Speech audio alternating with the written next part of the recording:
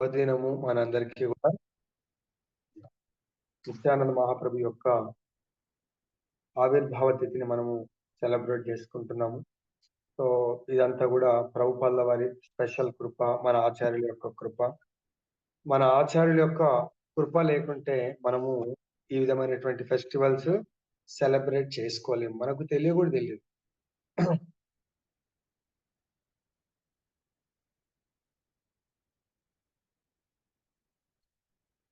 So Nityananda మహాప్రభు 15th సెంచరీకి సంబంధించిన వారు. Special గా ఈ కలియుగంలో మనందరినీ కూడా ఉద్ధరించడానికి వచ్చినటువంటి దేవాది దేవుడి యొక్క ఇమ్మీడియట్ ఎక్స్పాన్షన్ అయినటువంటి గురు రూపంకి ఆది గురువు అయినటువంటి వారు నిత్యానంద మహాప్రభు. సో నిత్యానంద మహాప్రభు ప్రతి అవతారంలో భగవంతుడితో పాటు ఉంటారు. రామావతారంలో లక్ష్మణుడిలాగా, కృష్ణావతారంలో బలరాముడిలాగా, చైతన్య అవతారంలో నిత్యానంద మహాప్రభు మనందరినీ పతితులను ఉద్ధరించడానికి 1474 ఏకచక్రధామ్ బెంగాల్ మన మాయాపూర్కు దగ్గరలో ఉంటుంది. నిత్యానంద మహాప్రభు తన లీల 1540 ఆ ప్రాంతంలో ఎండ్ చేశారు. మహాప్రభు యొక్క తల్లిదండ్రుల పేర్లు హడై పండిట్ తండ్రి, పద్మావతి దేవి తల్లి, తర్వాత మహాప్రభు నిత్యానంద మహాప్రభు అంటే చైతన్య మహాప్రభు అనుకున్నారు. నిత్యానంద మహాప్రభు గృహస్థ ఆశ్రమాన్ని స్వీకరిస్తారు. గృహస్థ ధర్మంలో నిత్యానంద మహాప్రభు ఇద్దరు భార్యలు ఉంటారు. నిత్యానంద మహాప్రభుకు ఒకరు జాహ్నవదేవి, రెండు వసుధ మాతాజీ. జాహ్నవిదేవి యొక్క చరిత్ర మనకు తెలుసు. రాధాకుండలో జాహ్నవిదేవి నిత్యానంద మహాప్రభు ఆదేశానుసారం తపస్సు చేస్తూ ఉంటుంది. అక్కడ రాధాకుండలో మనం ఆ టెంపుల్లో కూడా దర్శనం చేసుకుంటూ ఉంటాం మనం అందరం కూడా రాధాకుండ దగ్గర.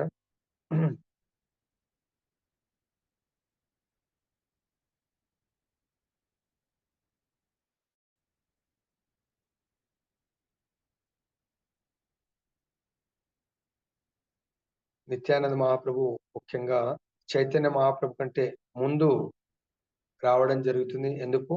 చైతన్య మహాప్రభుని ఆహ్వానించడానికి కొరకు, చైతన్య మహాప్రభు వచ్చే లోపలనే సంకీర్తన ఉద్యమానికి కావలసినటువంటి ఏర్పాట్లు చేయడానికి కొరకు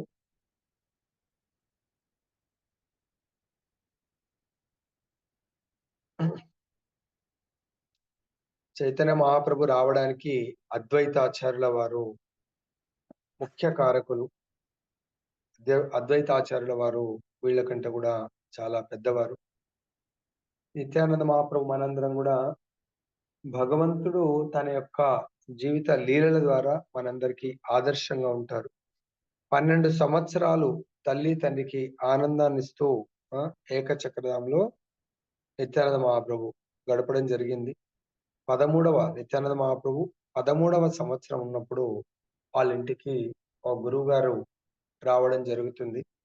అప్పుడు వాళ్ళ ఊరికి రావడం జరుగుతుంది. అప్పుడు వాళ్ళ ఊర్లో ఆయన కొన్ని రోజులు ఉండాలనుకుంటారు. ఇప్పుడు అందరు సజెస్ట్ చేస్తారు, ఫలానా హడై పండిట్ గారు చాలా మహాభక్తుడు, ఆయనైతే సన్యాసి, మీకు ఆశ్రయాన్ని కల్పించగలుగుతాడంటే.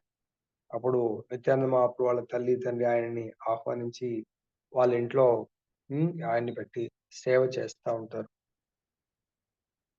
ఆయన పేరు లక్ష్మీపతి తీర్థ, మన గురు పరంపరలో ఒక ఆచార్యుడు. అప్పుడు ఆయన సేవకు ఆయన సేవిస్తూ ఇంకా నేను వెళ్ళిపోతానన్నప్పుడు అప్పుడు ఆ హడై పండిట్ పద్మావతి దేవి, ప్రభు మీకు ఇంకా ఏం సేవ చేయగలుగుతామంటే అప్పుడు ఆయన అంటారు, నేను చాలా ఈ భారతదేశంలో ఉన్నటువంటి వివిధ తీర్థ స్థలాలు వెళ్ళాలనుకుంటున్నాను, కానీ నాకు ఒక తోడు ఎవరు లేరు సాయం చేయడానికి, మీ అబ్బాయిని నాతో పాటు పంపండి అంటారు. వాళ్ళు ఇంకా ఎలాగైతే విశ్వామిత్రుడు రామచంద్రుడి సహాయాన్ని, రామలక్ష్మణుల సహాయాన్ని కోరడానికి వచ్చినప్పుడు దశరథుడు చాలా బాధపడుతూ ఆ!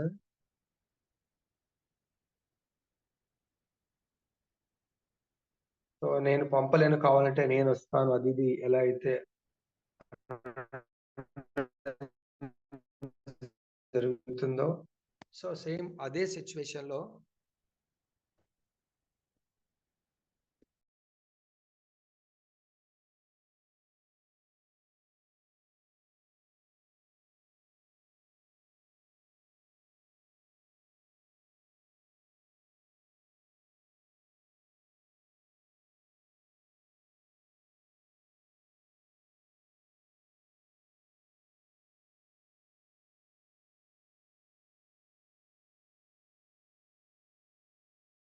అడవి పండిట్ తర్వాత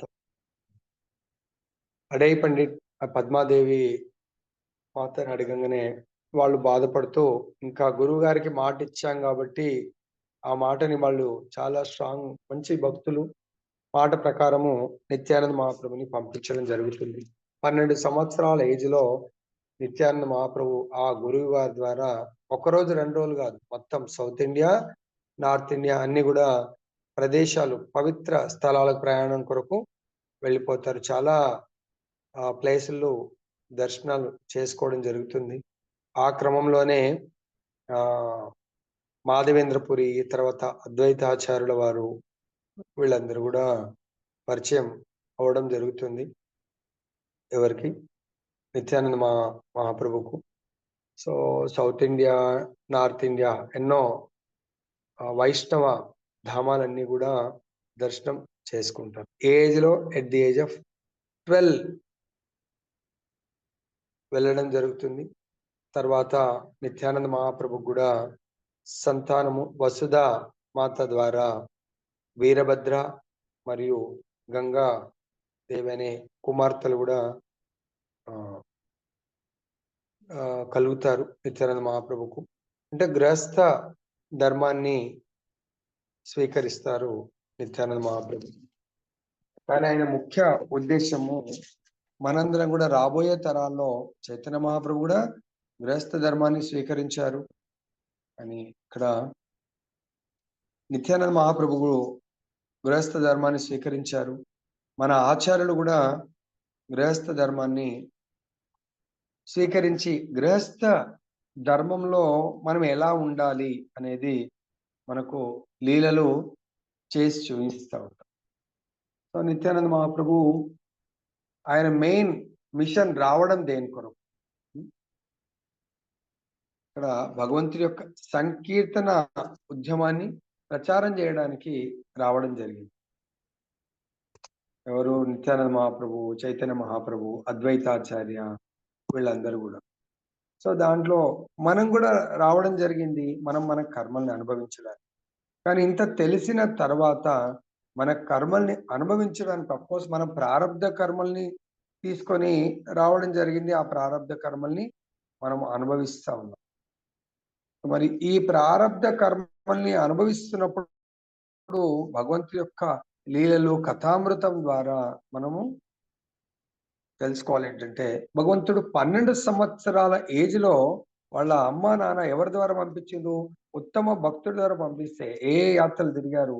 గయా, కాశీ, ప్రయాగ్, మథుర, మనం గోవర్ధన్, హస్తినాపూర్, ద్వారకా, అయోధ్య, హరిద్వార్, చార్ధామ్ ఇవన్నీ యాత్రలు ఏ ఏజ్‌లో తిరిగారంటే 12 సంవత్సరాల ఏజ్‌లో వెళ్ళిపోయారు. సో, అదే సమయంలో చార్ధామ్ వెళ్ళినప్పుడు ఈవెన్ వ్యాసదేవుల వారిని గూడా కలవడం జరుగుతుందండి. తర్వాత ఈశ్వరపురిని కలవడం జరుగుతుంది. ఈ విధంగా ఎంతోమంది మహాభక్తులను నిత్యానంద మహాప్రభు కలవడం జరుగుతుంది. అదే విధంగా చైతన్య మహాప్రభుని ఫస్ట్ టైము ఆహ్, మాయాపూర్ నందనాచార్య యొక్క భవన్‌లో కలవడం జరుగుతుంది. 1506 ఆ ప్రాంతంలో ఆహ్, నిత్యానంద మహాప్రభు 32 ఇయర్స్ ఉంటారు. చైతన్య మహాప్రభు దాదాపు ఆయన కంటే చాలా ఆహ్, చిన్నవారు. ಅದು 1486 అనుకుంటా చైతన్య మహాప్రభు. 1486 అంటే 20 ఇయర్స్ ఏజ్ అలా ఉంటారు. సో, నిత్యానంద మహాప్రభు అన్ని తిరిగి అక్కడికి మాయాపూర్ రావడం జరుగుతుంది. అప్పుడు కానీ ఎవరికీ తెలీదు నిత్యానంద మహాప్రభు గురించి. చైతన్య మహాప్రభు అంటారు, "నా యొక్క సోదరుడొచ్చాడు. మీరు ఆయనని తీసుకొని రండి" అంటారు. ఎవరు? ఆయన పేరు నిత్యానంద అంటే ఎవరు? చైతన్య మహాప్రభు సోదరుడు. ఎక్కడ వెతికినా కనబడరన్నాడు. ఆయన అప్పుడు శ్రీవాస్ ఠాకూర్ ఇంట్లో, అక్కడ భక్తుల ఇంట్లో ఉండడం జరుగుతుంది. అప్పుడు చైతన్య మహాప్రభు చెప్తారు, ఆయన కాంప్లెక్షన్ ఇలా ఉంటాడు, ఇలా ఉంటాడు. ఆయనని తీసుకొని రండి అంటే. మామూలుగా అందరికి తెలుసు చైతన్య మహాప్రభు సోదరుడు విశ్వరూపుడు. ఆయన ఆల్రెడీ చిన్నతనంలోనే సన్యాసం తీసుకొని వెళ్ళిపోతాడు. మళ్ళీ ఎవరు అంటే నిజమైన శాశ్వత సోదరుడు నిత్యానంద మహాప్రభు ప్రతి అవతారంలో భగవంతుడితో లీలలో పాల్గొంటాడు. రామచంద్రుడి లీలలో లక్ష్మణుడిలాగా, కృష్ణుడి యొక్క లీలలో, ద్వాపరయుగ లీలలో బలరాముడిలాగా చైతన్య మహాప్రభు పుట్టడం, వాళ్ళు ఎవరి గర్భంలో కూడా అవతరించడమే, జన్మించడం అంటే మనలాగా కాదు కదా. సో కాకపోతే వాళ్ళ యొక్క అంశం మాత్రం స్వయంగా భగవంతుడు యొక్క ఇమ్మీడియట్ ఎక్స్పాన్షన్ కాబట్టి ఎటర్నల్, మనకు ఎటర్నల్ రిలేషన్షిప్ ఉంది భగవంతుడితో, విభిన్న అంశం లాగా. సో అదే నిత్యానంద ఆర్ విష్ణు వీళ్ళందరూ కూడా స్వాంశ రిలేషన్ ఉంటుంది. చైతన్య మహాప్రభు స్వయం కృష్ణుడు, బలరాముడు స్వయం భగవంతుడి యొక్క ఇమ్మీడియట్ విస్తరణ. కాబట్టి తీసుకొని రమ్మన్నప్పుడు మనం మాయాపూర్ పరిక్రమలో వెళ్ళినప్పుడు ఆ ప్లేస్ చూపిస్తారు. ఏమంటే గౌర్నితాయ్ మిలన్ ప్లేస్ అంటారు. ఫస్ట్ టైం కలిసినప్పుడు ఎప్పుడైతే నిత్యానంద మహాప్రభుని తీసుకొస్తారో అప్పుడు వాళ్ళిద్దరు చూసి ఒకరినొకరు ఆలింగనం చేసుకుంటారు. అంటే ఎన్నో రోజుల తర్వాత కలుస్తున్నట్టుగా, అంటే వాళ్ళిద్దరు ఒకే తల్లి గర్భంలో అందరు చూసి షాక్ అవుతుంటారు. అసలు గట్టిగా ఆలింగనం చేసుకుంటారు. వాళ్ళిద్దరు అసలు ఆ లీలలు ఏడుస్తూ ఉంటారు. అసలు ఎవరికి అర్థం కాదు ఏంటి ఇలా చేస్తున్నారు. అది మహాభావ స్థితిలో వాళ్ళిద్దరూ అలా విచిత్రమైనటువంటి లీలలు చేస్తూ ఉంటారు. కింద పడి పొర్లుతూ ఉంటారు, హే కృష్ణ అని చెప్పేసి హరినామం చేస్తూ. సో ఆ విధమైనటువంటి చేస్తూ, అప్పుడు అందులో కూడా కొంతమంది మహాభక్తులు ఉంటారు కాబట్టి వాళ్ళ ద్వారా అర్థమవుతుంది, అరే వీళ్ళిద్దరూ ఎవరో కాదు భగవంతుడు స్వయం కృష్ణ చైతన్య మహాప్రభు కృష్ణుడు, నిత్యానంద ఎవరో కాదు స్వయం బలరాముడు. సో ఆయన్నే రామ లక్ష్మణ అని చెప్పేసి అప్పుడు అర్థమవుతుంది. ఆ విధంగా ఫస్ట్ టైం వాళ్ళు వీళ్ళని కలవడం జరుగుతాం. తర్వాత నిత్యానంద మహాప్రభు యొక్క బాల్య లీలల్లో ఒక లీల చాలా ఫేమస్ ఇది. సో వాళ్ళు చిన్నప్పుడు ఇంటి దగ్గర ఏకచక్రధామంలో ఉన్నప్పుడు ఆయన నిత్యము భగవంతుడి యొక్క లీలల్లోనే వాళ్ళ ఫ్రెండ్స్ తో కూడా మామూలు ఆటలు ఆడరు. అన్ని కూడా స్పెషల్ గా రామాయణం యొక్క లీలలు చేస్తూ ఉంటారు. ఆ రామాయణ లీలల్లో ఆ చైతన్య మహాప్రభు మొత్తం డైరెక్షన్, స్క్రీన్ ప్లే అంతా కూడా వాళ్ళ ఫ్రెండ్స్ అందరిని పిలిచి రామాయణంలో ఎవరెవరి పాత్రలు ఏంటి అని చెప్తారు. తనను తాను లక్ష్మణుడి పాత్ర పోషిస్తాడు, ఇంకొకరు రాముడి పాత్ర, ఒకరు ఆంజనేయ స్వామి పాత్ర. ఇక్కడ ఈ ఘట్టం ఆ రోజు ఘట్టంలో ఏంటంటే ఆ రామ రావణ యుద్ధంలో భాగంగా ఆ లక్ష్మణుడు ఇంద్రజిత్తో యుద్ధం చేస్తూ ఉంటాడు. ఒకతను ఇంద్రజిత్ లాగా. అప్పుడు ఆ యుద్ధం చెప్తాడు, ఆ స్టోరీ అంతా కూడా చెప్తాడు. ఈ యుద్ధంలో ఈ రోజు నేను ఆయన దాన్ని ఏమంటారు, నాగాస్త్రం అంటే ఆ అస్త్రం వేస్తే నేను మూర్ఛపోతాను. నేను ఎప్పుడు లేస్తానంటే హనుమంతుడు రోల్ ప్లే చేస్తున్న అతన్ని నీ వెళ్ళి సంజీవిని తీసుకొచ్చి నాకు చూపిస్తే అప్పుడు నేను లేస్తాను అంటాడు.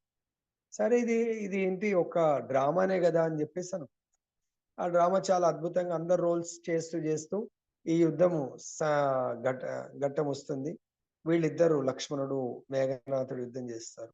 అప్పుడు ఆయన ఇచ్చినటువంటి ఆ నాగాస్త్రం వాటెవర్ దానివల్ల ఆ లక్ష్మణుడు మూర్ఛపోతాడు. కానీ ఇక్కడ మిగతా పిల్లలందరూ డ్రామా చేస్తున్నారు కానీ నిత్యానంద మహాప్రభు స్వయంగా దాంట్లో ఆ పాత్రలో జీవిస్తూ ఉంటాడు. డ్రామా కాదు, నిజంగానే భగవంతుడి యొక్క ఆ లీలకి వెళ్ళిపోతాడు. ఆయన ఎవరేసిందో అనేది కాదు, స్వయంగా ఆ లీలకి వెళ్ళిపోగానే ఆ అస్త్రం వచ్చి ఆ బాణం వచ్చి తగలంగానే కంప్లీట్ తను లక్ష్మణుడిగా ఫీల్ అయ్యి మూర్ఛపోతాడు. ఎంత లేపినా లేవట్లేదు. ఆళ్ళు మర్చిపోయిండ్రు. ఇదేంటి అని జెప్పేసి. లేస్తలేడు అది ఇది అని జెప్పేస్తే అప్పుడు హడై పండిట్ తర్వాత పద్మావతి అందరూ ఊరోళ్ళందరూ "అరే! ఏమైంది? ఏమైంది?" అంటే లేవట్లేదు అంటే, "ఏమైంది మీరు ఏం జేసిర్రంటే?" ఏమన్నా దెబ్బ తగిలిందంటే, "కాదు కాదు ఇలా డ్రామా." అప్పుడు ఒక్కొక్కటి గుర్తొస్తది. ఇలా ఈ డ్రామా అంటే మీకెవరు చిన్న పిల్లలాళ్ళు. ఈ స్టోరీ అంటే ఆయన్నే జెప్పిండు. ఇలా ఇలా జరుగుతుంది ఇలా అని జెప్పేసి అప్పుడు ఒక్కొక్కటి గుర్తొస్తే మూర్ఛపోతే ఇది ఈ ఈ మూర్ఛకు ముందు ఏంటి సన్నివేశం అంటే మేఘనాథుడి యుద్ధం అంటే అప్పుడు ఆ పెద్దవాళ్ళకి తెలుసు కాబట్టి ఓహో! తర్వాత ఏం జెప్పిండు ఆహ్, నితాయ్ అంటే అప్పుడు చెప్తారు ఈ ఘట్టం ఉంటది గదా! అంటే అప్పుడు మళ్ళీ హనుమంతుడు పాత్ర పోషిస్తున్న అతను వెళ్లి సంజీవిని తీసుకొచ్చినట్టుగా వెళ్లి ఆ గుట్ట లాంటిది అది తీసుకొనొచ్చి సంజీవ్ ఆ డాక్టర్ గూడా ఉంటాడు. ఆ డాక్టర్ మళ్ళీ ఆ role as it is play చేస్తాడు. అప్పుడు నిత్యానందుడు లక్ష్మణుడు ఎలా అయితే మూర్ఛలోంచి లేసాడో అప్పుడు నిత్యానంద మహాప్రభు లేవడం జరుగుతుందన్నమాట. జై బోలో నిత్యానంద మహాప్రభుకి జై. తర్వాత ఇలా నిత్యానంద మహాప్రభు ఎన్నో లీలలుంటాయి. సో, దాంట్లో భాగంగా ఒకసారి నిత్యానంద మహాప్రభు దాన్నేమంటారు పానీహాటి అనే ప్రదేశంకి వెళ్లి చాలా గొప్ప సంకీర్తన చేస్తారు. సంకీర్తన చేసినప్పుడు నిత్యానంద మహాప్రభు తన శిష్యులకు చెప్తాడు. మీరందరూ కలిసి నా యొక్క అభిషేకం చేయండి అని చెప్పేసి. ఆ శిష్యులందరూ మహాప్రభు స్వయం సాక్షాత్ నిత్యానంద ప్రభు సాక్షాత్ బలరాముడు. సో, ఈ గంగా జలంతో నా అభిషేకం చేయండి అంటే మొత్తం అందరూ కలిసి అభిషేకం చేస్తారు నిత్యానంద మహాప్రభు. అభిషేకం చేసి చాలా గొప్పగా అలంకరణ చేస్తారు. అలంకరణ అయిన తర్వాత నిత్యానంద మహాప్రభుకు కదంబ ఫ్లవర్స్ చాలా ఇష్టం. ఆ గార్లెండ్. అయితే ఒక సేవకుడికి కదంబ గార్లెండ్ తీసుకురమ్మని చెప్తే ఆయన కదంబ గార్లెండ్ తీసుకురావడానికి ఆహ్, రెడీ అవుతాడు. కానీ ఆయన అంటాడు, "ఇది కదంబ ఫ్లవర్స్ అయ్యే సీజన్ గాదు మహాప్రభు." అంటే, "సరే ఏం పర్వాలేదు. నువ్వు మీ ఇంటికి వెళ్ళు. కదంబ ఫ్లవర్స్ నీకు కనబడతాయంటే." సరే అని జెప్పేసి వెళ్తాడు. వెళ్తే అక్కడ వాళ్ళ ఇంటి దగ్గర హ్మ్. నిమ్మ చెట్టుకు కదంబ ఫ్లవర్స్ కాయడం చాలా ఆశ్చర్యపోతాడు. సో, వీటిని తీసుకొచ్చి గార్లెండ్ కొట్టి తర్వాత వాళ్ళందరూ కలిసి నిత్యానంద మహాప్రభుకు శాండిల్‌వుడ్ పేస్ట్ పెట్టి మహాప్రభుని చాలా గొప్పగా అలంకరించడం జరుగుతుంది. అంటే భగవంతుడి లీలలు ఎలా చేస్తాడో నిత్యానంద మహాప్రభు యొక్క లీలలు కూడా చాలా అద్భుతమైన లీలలు ఎన్నో పాస్ట్ టైమ్స్ ఉన్నాయి. దాంట్లో ఒకసారి శ్రీవాస్ ఆంగన్‌లో నిత్యానంద మహాప్రభు ఉన్నప్పుడు శ్రీవాస్ ఠాకూర్ వాళ్ళ యొక్క ఆహ్, వైఫ్ ఏదైతే భగవంతుడికి మాలిని మాత రోజు భగవంతుడికి ఒక పాత్రలో నెయ్యి ఆఫర్ చేస్తా ఉంటుంది. ఆ నెయ్యి ఆఫర్ చేసే పాత్రని ఒక కాకి ఏం చేస్తుంది? తీసుకొని వెళ్ళిపోయి తన గూటి దగ్గర కూర్చుంటుంది చెట్టు పైన. అప్పుడు మాలిని మాత చాలా ఏడుస్తుంది. "అరే! నేను భగవంతుడికి, కృష్ణుడికి ఆఫర్ చేసే నెయ్యి పాత్రని తీసుకెళ్ళిపోయిందని." అప్పుడు నిత్యానంద మహాప్రభు అంటాడు, "ఎందుకమ్మా ఏడుస్తున్నావంటే, చూడు ఆ కాకి సో, నేను భగవంతుడికి ఆఫర్ చేసే పాత్రని తీసుకెళ్ళిపోయింది. బెల్ మెటల్‌ని. ఓహ్! దానికెందుకమ్మా ఏడుస్తున్నావు? నేనిప్పుడే తెప్పిస్తానని" చెప్పేసి నిత్యానంద మహాప్రభు ఆ చెట్టు దగ్గరికెళ్ళి కాకికి చెప్తాడంట. "ఇది ఇమ్మీడియేట్‌గా నువ్వు మా యొక్క అమ్మగారికి ఆ పాత్రని ఇచ్చేసేయి" అని చెప్పేసి. యాస్ ఇఫ్ చిన్న పిల్లలకి అది చెప్తే ఎలా తెచ్చిస్తారో, ఆ గూటి దగ్గర ఉన్నటువంటి కాకి పాత్రని నోట్లో మళ్ళీ తీసుకొనొచ్చి మాలిని దేవికి ఇవ్వడం జరుగుతుంది. ఇలా భగవంతుడు ఎన్నో లీలల్లో కొన్ని లీలల్ని ఈరోజు మనం చర్చిద్దాం. అంతే కాకుండా ఇది పక్షులకు గూడా భగవంతుడి ప్రేమతో అలా చెప్పంగానే అవి గూడా మాట విని సో, స్పందిస్తాయన్నట్టు. అందులో ఇంకా నిత్యానంద మహాప్రభు యొక్క లీలల్లో భాగంగా జగై మగై జగై మదాయిని ఉద్ధరించడం. అదే లక్ష్మణావతారంలో ఎంతోమంది రాక్షసులను చంపుతారు. ఇదే బలరాముడి అవతారంలో రాక్షసులను చంపుతారు. కానీ నిత్యానంద మహాప్రభు అవతారంలో రాక్షసులను చంపరు. ఆ రాక్షస ప్రవృత్తిని చంపేస్తారు. ఆ లీలలో భాగంగా జగై మదై వాళ్ళు బెంగాల్‌లో చాలా ఘోరమైనటువంటి కార్యాలు చేస్తా ఉంటారు. సో, వాళ్ళ ఆ కాలనీలోంచి ఏ స్త్రీ గూడా వెళ్ళకూడదు. సో, ఎవరైనా స్త్రీలు వెళ్తే వాళ్ళని గూడా చాలా నానా రకాలుగా హింసలకు గురి చేస్తా ఉంటారు. తాగడము. వాళ్ళు కూడా బ్రాహ్మణుల వంశంలో పుట్టి ఎవరు జగ్గాయి మందయ్య. కానీ మొత్తం చండాలుల కంటే హీనంగా వాళ్ళు కర్మలు చేస్తా ఉంటారు. అప్పుడు మహాప్రభు ఆదేశం ఇస్తాడు నిత్యానంద మహాప్రభు అండ్ టీంకు, భక్తుల బృందానికి. మీరు వెళ్ళి మన సంకీర్తన ఉద్యమము చాలా గొప్పగా, త్వరగా, శీఘ్రంగా ప్రచారం కావాలి అంటే వీళ్ళని గోల్ పెట్టుకొని, టార్గెట్ పెట్టి మనము మార్చాలి. వీళ్ళు మారారంటే మనకు మన యొక్క ప్రచార ఉద్యమానికి చాలా పేరు వస్తుంది. దానివల్ల చాలా మంది జాయిన్ అయ్యే అవకాశం ఉంది. ఎవరైనా మూర్ఖుడిని మారుస్తే అది ఇతరులకు తెలిసి అరే దీంట్లో ఏదో చాలా గొప్పదనం ఉందని వచ్చే అవకాశం ఉంటుంది. కాబట్టి వాళ్ళని ఫస్ట్ రోజు వెళ్తారు, చాలా తరిమి కొడతారు, తిట్టి చేసి. అది చైతన్య మహాప్రభు చెప్తే పర్వాలేదు, మళ్ళీ వాళ్ళ దగ్గరికే వెళ్ళాలంటారు. నెక్స్ట్ డే వెళ్తారు, మళ్ళీ చాలా వాళ్ళు కొట్టడానికి వస్తారు. థర్డ్ డే చైతన్య మహాప్రభు ఏం పర్వాలేదు అయినా మార్చండి అంటే, థర్డ్ డే వెళ్ళినప్పుడు మేము ఎంత చెప్పినా భయపడట్లేదు కదా అని చెప్పేసి నిత్యానంద మహాప్రభుకు వాళ్ళ అప్పట్లో పెంకుటిల్లు కాబట్టి ఒక పెంకు తీసి విసిరితే నిత్యానంద మహాప్రభు యొక్క నుదుటి మీద తగులుతుంది. తగిలి ఆ రక్తం కారుతా ఉంటుంది. అయినా కూడా నిత్యానంద మహాప్రభు భాయ్ హరినామ సంకీర్తనం చేయండి, హరే కృష్ణ కృష్ణ కృష్ణ హరే హరే, హరే రామ రామ రామ హరే హరే, దీన్ని జపించండి అని చెప్పేసి వేడుకుంటాడు. ఇంకా వాళ్ళు అరే ఇంత అయినా కూడా నువ్వు మమ్మల్ని ఇంకా వేడుకుంటున్నావు అంటే వాళ్ళకి అర్థం. అరే వేరే వాళ్ళైతే దెబ్బలగే తగిలిన తర్వాత ఎంతో కోపం వస్తుంది, ఇంకా వాళ్ళు రివర్స్ అవుతారు అని చెప్పేసి అనుకునే లోపల చైతన్య మహాప్రభుకు వార్త వెళ్తుంది, ఇలా నిత్యానంద మహాప్రభుకు గాయమైంది, గాయానికి కారకులు జగాయమదే అన్నప్పుడు ఇంకా లాభం లేదు, వీళ్ళు ఇలా మనము ఎంత ఉద్ధరించడానికి వచ్చాము కానీ ఇంత ఘోరంగా ఉన్నారు వీళ్ళు అని చెప్పేసి చైతన్య మహాప్రభు వస్తూనే సుదర్శనుని ఆహ్వానిస్తారు. సో వీళ్ళు లాభం లేదు, ఈ సుదర్శనుడితో సంహరించాలని. ఎప్పుడైతే చైతన్య మహాప్రభు సుదర్శనుని ఆహ్వానించాడో నిత్యానంద మహాప్రభు చైతన్య మహాప్రభు పాదాల మీద పడి, ప్రభు మన్నించండి, క్షమించండి వీళ్ళని, మీ అవతారము మహా అవధాన్యాయ రూపం ఇది, నమో మహావధాన్యాయ. సో అంటే దాని మీనింగ్ ఏంటంటే ఈ అవతారంలో మీరు ప్రతి ఒక్కరిని ఉద్ధరించడానికి వచ్చారు, పవిత్రం గావించడానికి వచ్చారు.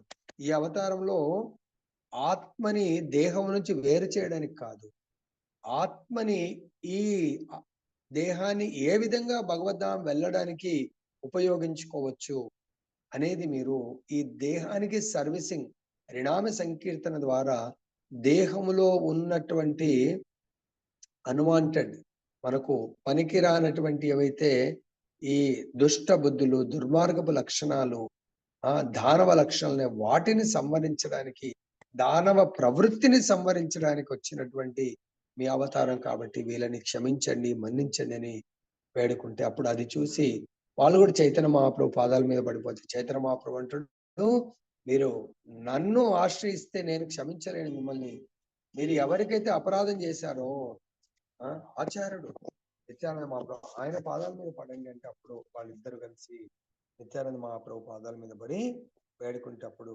నిత్యానంద మహాప్రభు యొక్క కృప వల్ల చైతన్య మహాప్రభు వాళ్ళని క్షమిస్తాడు, మన్నిస్తాడు. అప్పుడు వాళ్ళు ఆ సన్నివేశం తర్వాత మహాభక్తులుగా మారడం జరుగుతుంది. ఈ విధంగా చైతన్య మహాప్రభు యొక్క సంకీర్తన ఉద్యమంలో ముఖ్యమైనటువంటి పాత్ర నిత్యానంద మహాప్రభు పోషిస్తారు. సో నిత్యానంద మహాప్రభు మాయాపూర్ బెంగాల్లో, తర్వాత పూరి జగన్నాథ్లో ఎన్నో చైతన్య మహాప్రభు యొక్క లీలల్లో స్పెషల్ గా ఈ రథయాత్ర లీలలో పాల్గొనడం జరుగుతుంది. అంతేకాకుండా పూరి జగన్నాథ్ కు ఉన్నటువంటి ఆ రాజు గారిని చైతన్య మహాప్రభుకు కల్పించడంలో, చైతన్య మహాప్రభు యొక్క భక్తుడుగా మార్చడంలో నిత్యానంద మహాప్రభు ఎంతో గొప్ప పాత్రను పోషిస్తూ ఉంటారు.